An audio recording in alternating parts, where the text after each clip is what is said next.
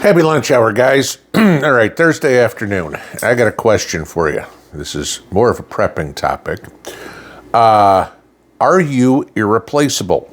Not in the house or anything like that. I mean, obviously your spouse doesn't want to see you gone, but are you irreplaceable at work? Simply put, you're a breadwinner in the house, maybe the only one. Can your family deal with it if you lose your job? Can you pay the bills? Can you do everything that you need to do? Can you make the mortgage payment, keep the electricity on, pay the car payment, the insurance, buy food, whatever? This is a challenge that we are starting to see a lot more of in the United States for people right now. Now, I will give you this. In my office career, I was fired twice. One time, I will agree, I was not performing, okay? It was shortly after my divorce, and I wasn't exactly in the best state of mind, and I was not performing well, and the company gave me 90 days, and after 90 days of me doing not much of anything, I placed one person in 3 months, they let me go. I'd say that was a good business decision. The other time I got fired was when I was the top producer in the company and called out my manager for being incompetent. It kind of goes back to, this company had a real good idea of those who can do and those who can't manage.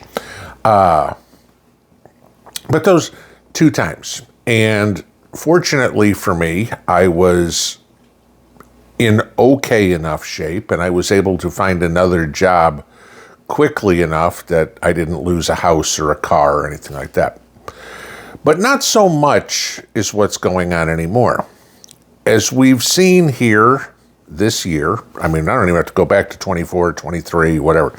I'm going to just talk about since we changed the occupant in the White House, since we actually have a competent president. We've seen a lot of layoffs, a lot of government worker layoffs, right? Tens of thousands of them have lost their jobs. Were they prepared for it? I mean, it's funny, I was watching a story yesterday on a government employee who said, yep, I go to work every day. There's nothing for me to do at all. He goes, I go into the office, I sit there for 8 hours, I collect my $100,000 plus a year salary and do nothing. And the interviewer asked him, what do you actually do all day? He goes, well, I've become a mystery writer. He says, I've actually published a few books. And he goes, I sit at my desk all day and I write books. While the government, you and me, are paying him to sit there, okay? This is the problem. If you saw this morning,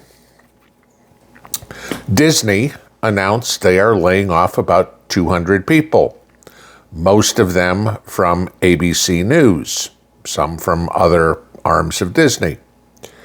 Okay, let's take a look at it. ABC News has pretty much lost all credibility. Disney hasn't put out a decent movie in God knows how long. I mean, hey, let's put the Puerto Rican Snow White in there. We could rename the movie Snow Brown, I guess. But, gee, we're not making any money. We've got to let people go. Gee, the people aren't watching our news broadcasts. Gee, the advertisers aren't paying us. We got to let people go. This is what happens, and this is what you need to be prepared for. And you need to answer the question honestly, are you irreplaceable at work? Small company, big company, whatever.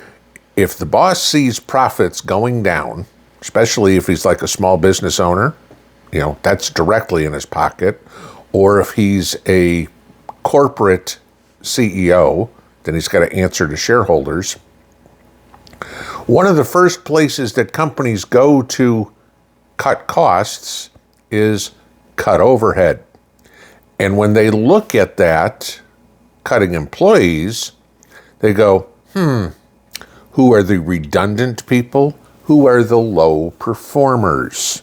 You know, if it's a retail store, for example, we see this. Gee, this particular store isn't making money. We're closing it. I mean, look at California, Walgreens and everything. Gee, we can't do anything about all the thefts in our stores. We have to let them steal. I guess we'll close the store, which means we lay off all the employees. We want a $20 an hour minimum wage. Great. You got your $20 an hour minimum wage, but now your job is gone. Okay. That's how business works. That's how Trump is running the government. I mean, you take a look at the layoffs in 2025, and I'll just give you some because there's a ton of them. Kohl's, you know, the department store, 9,600 jobs. How many times, when's the last time you've been in a Kohl's? When's the last time you've been in a mall? Okay. Most people go, Amazon, here we go. Okay. Starbucks has laid off 1,100 people. Closed stores that were underperforming. Gee, I guess $8 coffee and asking for a tip to pour a cup of coffee wasn't the greatest business model, losing money. Amazon has laid off 1,700 full-time employees. Why? They didn't need so much middle management, okay? How many people does it take to really go, gee, let's see if that distribution center is getting out all the orders on time. We don't need 11 people to do it. We can do it with 10, right? Classic Meta platforms, Facebook, okay? They announced a layoff of 5%. And they qualified it too, of their lowest performers. This is what happens, okay? We could go through, I mean, Dow Chemical or Archer Daniels Midland, Halliburton, Chevron, Southwest Airlines, Walmart, et cetera, have all announced layoffs for one reason or another. We don't need to have situations like we had in government where, oh, remember COVID? Work from home? I think I told you the story about the one cafeteria in Washington, D.C. that hasn't been open since 2020, but all the cafeteria workers have been collecting a paycheck because they were work from home. Have you ever seen a work from home cafeteria worker?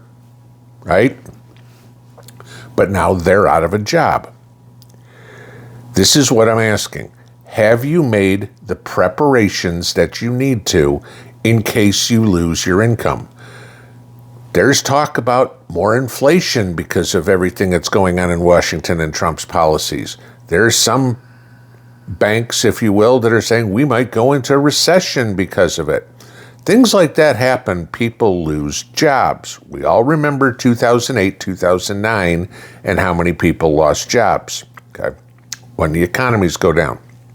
I'm not saying it's going to, but we look at the stock market getting hammered again today. Gold and silver continue to climb.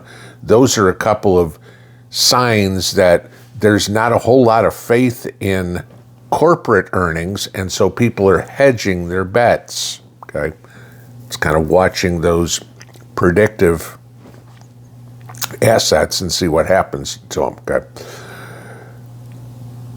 All these people that are screaming and yelling about jobs, I remind them, you know, they're going to scream and yell that it's Trump's fault. I just want to remind them about 4 years ago when Pennsylvania got crushed, Ohio got crushed. Go back, 12 years ago? Same scenario. We're going to close all the coal mines. We're going to close all the coal plants. We're going to stop fracking. We're going to stop the Keystone Pipeline.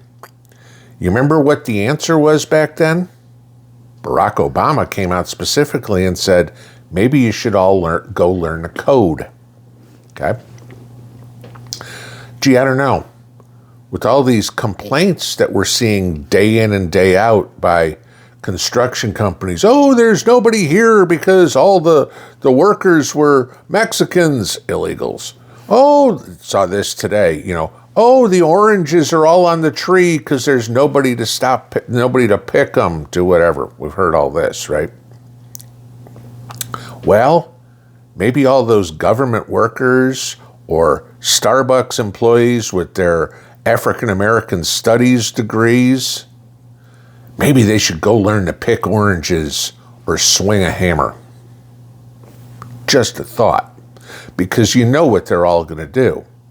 Well, you know what? I need to collect unemployment, and I'm going to stay on unemployment for forever because I was a government employee, and you're not allowed to fire government employees, so I need to keep collecting that government paycheck, or the Starbucks employee or the Amazon employee or something like that. No, they won't go get another job like most people will, okay? They'll do anything. Some of us would do anything. You guys know my story when I was trying to find a job that I was working in a jail kitchen supervising inmates for about 3 months while I was trying to find a recruiting job when I moved out to Utah. Because it was an income. Was I worth more than $10 an hour? Yeah, okay.